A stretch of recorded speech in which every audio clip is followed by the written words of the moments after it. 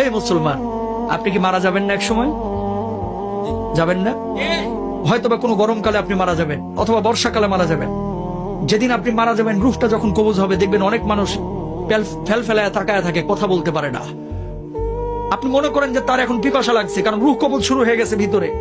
দুনিয়ার সবচেয়ে কঠিন সময় হচ্ছে এই সময়টা, যে সময়টা মানুষের রূহটা কবজ হবে। তখন আপনি যে এই যে মুখে পানিটা ঢেলে দেন, দেখবেন যে পানিটা গিলতে পর্যন্ত পারে না, ঠোঁটের দুই কিনারা দিয়ে ওই পানিটা বের হয়ে যায়। আল্লাহু আকবার। ঠিক ওই সময়টা আপনার স্ত্রী আপনার দিকে তাকিয়ে থাকে, আপনার ছেলে আপনার দিকে তাকিয়ে থাকে, আপনার মেয়ে আপনার দিকে তাকিয়ে থাকে, আপনিও কিন্তু তাদের দিকে তাকিয়ে থাকেন। অনেক কিছু বলতে চান কিন্তু বলতে পারেন না, কারণ আপনার ভিতরে যে জ্বালা তৈরি হয়েছে, এই জ্বালা আপনি ছাড়া আর কেউ বুঝতে পারে না, ঠিক কিনা? যখন মালাকুল মাউত রূহটা কবুল শুরু করে, মানুষজন যারা অপরাধী বারবার একটা কথা বলে, ও মালাকুল মাউত, এবারের মতো আমাকে ছেড়ে দাও, আমাকে নিও না, এবারের মতো তুমি আমাকে ছেড়ে দাও, আমাকে নিও না, আমাকে 10টা দিন সময় দাও, 2টা দিন সময় দাও। এই অবস্থায় আমি কবরে গেলে আমি জাহান্নামী হব, আমাকে মাফ করে দাও, আমার রূহটা এখন কবজ করো না। কিন্তু আমার আল্লাহ রাব্বুল আলামিন কি বলছেন? হাত্তা ইদা জাহাদাহুল মাউত ক্বালা রাব্বিরজিউন লাআল্লি আ'মালা সালিহান ফীমা তারাকতু। আমার আল্লাহ রাব্বুল আলামিন বলছেন, এই দুনিয়ার মানুষ, তোর কি আমি 60 বছরের জীবন দেই নাই? তোর কি আমি 40 বছরের জীবন দেই নাই? তুই কেন তখন বুঝলি না? কেন সৎ কাজ করলি না? কেন তওবা করলি না? ও মুসলমান, এই রূহ কবজের সময় কষ্ট যন্ত্রণা আপনার আমার হবে না, এই গ্যারান্টি আপনারা দিয়েছে কে? যন্ত্রণা। আল্লাহর নবীর যখন রূহটা কবজ করা হচ্ছে, নবীজির কপালটা বারবার ঘেমে যাচ্ছে। আম্মা যারা আয়েশা বলতেছেন, ইয়া রাসূলুল্লাহ, আপনার কপালটা ঘেমে যাচ্ছে কেন? আল্লাহর নবী বলছে, আয়েশা, আমার বুকের উপরে যেন উহুদ পাহাড়টা চেপে ধরা হয়েছে। আল্লাহু আকবার। আল্লাহর নবীর যদি এই অবস্থা হয়, আপনার আবার অবস্থাটা কি হতে পারে? আপনি জানেন না, এই বাড়ি যাবে না আপনার সঙ্গে, গাড়ি যাবে না, কিচ্ছু যাবে না।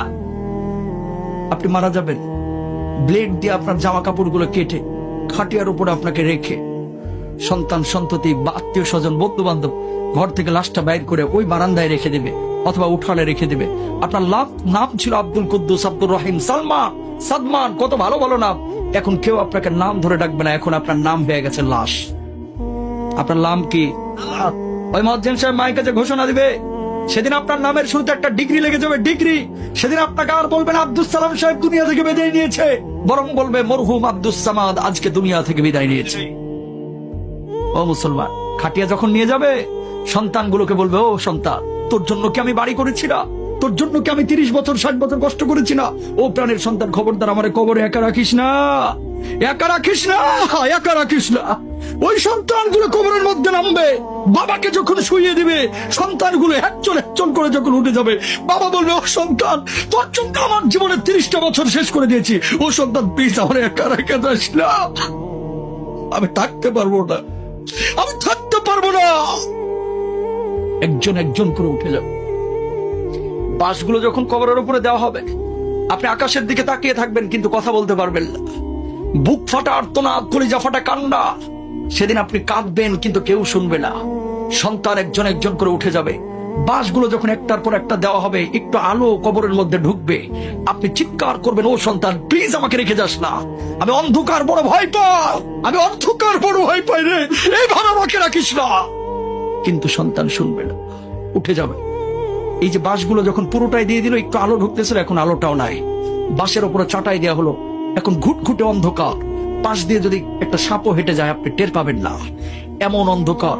মানুষ যখন মাটিগুলো দিবে, ধিপধাপ আওয়াজ হবে, মাটি দেওয়া হয়ে যাবে, মানুষ চলে যাবে। যখন দেখবে যে সন্তান একা থুয়ে, আপনার ভাই একা থুয়ে, আপনার বাবা একা থুয়ে, আপনার অন্য আত্মীয়রা একা থুয়ে আপনাকে থুয়ে কবরে চলে যাচ্ছে, পায়ের আওয়াজ আপনি শুনতে পাবেন। সেই সময়ের বুক ফাটা আর্তনাদ, কলিজা ফাটা কান্না যদি দুনিয়ার কোনো মানুষ শুনতে পাইতো, সঙ্গে সঙ্গে দুনিয়া থেকে বিদায় নিত। আল্লাহু আকবার। মানুষ দুনিয়া ধরতো না, তাহলে পাগল হয়ে যাইতো। হাজার ওয়াজ দরকার নাই মুসলমান, এরকম দুই একটা জিনিস একটু মেনে নেন, জীবন পরিবর্তন হয়ে যাবে, ঠিক কিনা? ওয়াজ তো জীবনে বহুত শুনেন, আমি অত ভালো বক্তা না, কিন্তু একটা উপদেশ দিলাম, খালি আখেরাতটাকে প্রাধান্য দেন, দুনিয়ার জন্য এত পাগল হয়েন না। মেনে নিলাম আপনি রাষ্ট্রপতি হয়েছেন, আপনি প্রেসিডেন্ট হয়েছেন, বাংলাদেশের জনক হয়েছেন, বাংলাদেশের মালিক আপনি হয়েছেন, আল্লাহরে আপনি পান নাই, কোনো লাভ আছে? কথা কয় না। আপনি বাংলাদেশের কিচ্ছু না, একজন রিকশাওয়ালা, একজন ফকির, কবরে গেছেন, আল্লাহরে আপনি পায়ে গেছেন, আপনার চাইতে সফল মানুষ আর কেউ নাই। কথা বলেন। সুতরাং দুনিয়ার সব কিছু পাইলেন কিন্তু আল্লাহরে পাইলেন না, কিচ্ছু লাভ নাই। দুনিয়ার কিচ্ছু পাইলেন না কিন্তু আল্লাহরে পেয়ে গেছেন, আপনি দুনিয়ার বুকে সবচাইতে বড় সফল। ঠিক কিনা ভাইরা আমার?